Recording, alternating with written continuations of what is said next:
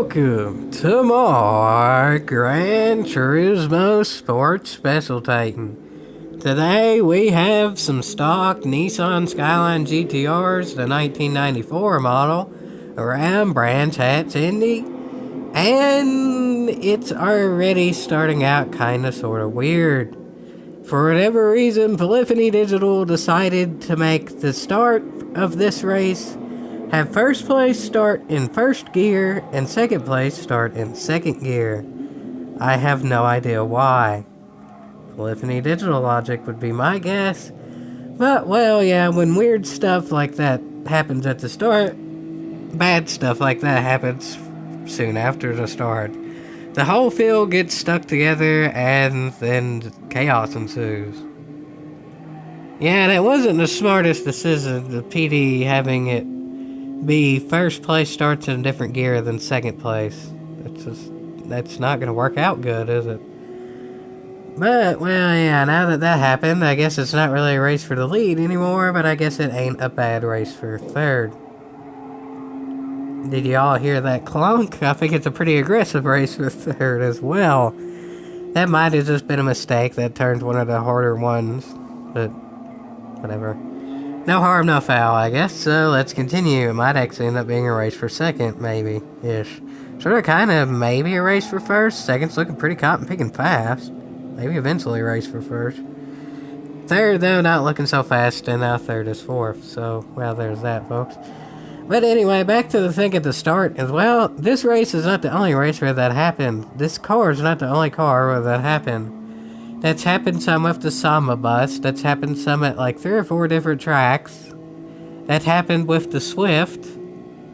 I don't know what PD's thinking with the starting different people in different gears. Manual or automatic, I'm pretty sure you start out in that same gear.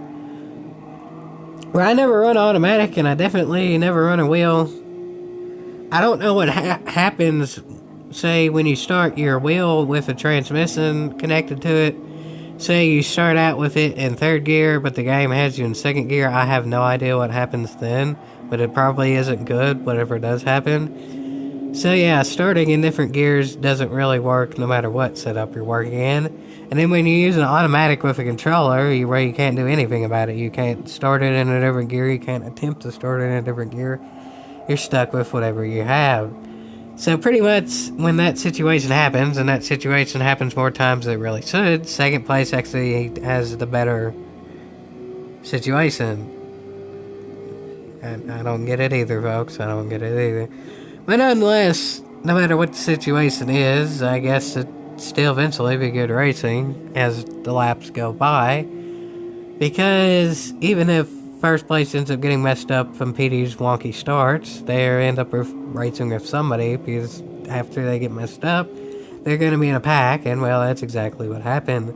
This is a pretty big good race for second, and if third, who was thirst, gets around second, third, who was thirst, who would then be second, might be to fight for the second place driver, who is then in first, after first place got PD logic. Does that make any sense either? Probably not, but, well, there isn't much that can be done at this point about that, is there? So anyway, as this race continues, well, this is a pretty good race. As I said before, the car, race, that's good. As for the 2002 Nissan Skyline, I didn't actually have too many good races in that. Either I just sort of ran away, or they were chaotic to the point of it wasn't really worth saying.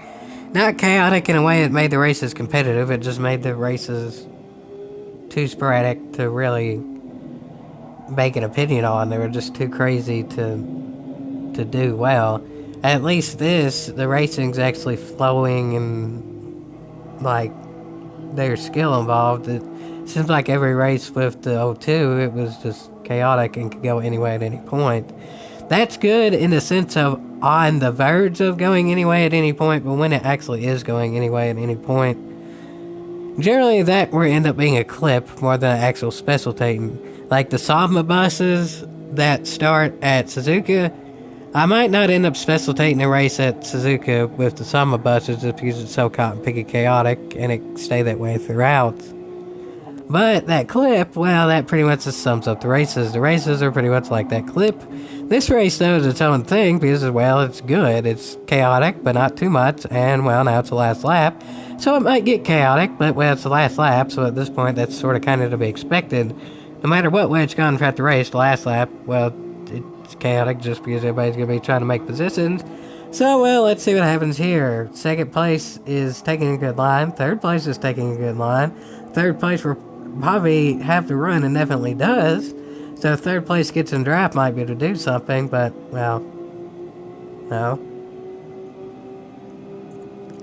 That was way cleaner than a lot of races are that I'm in.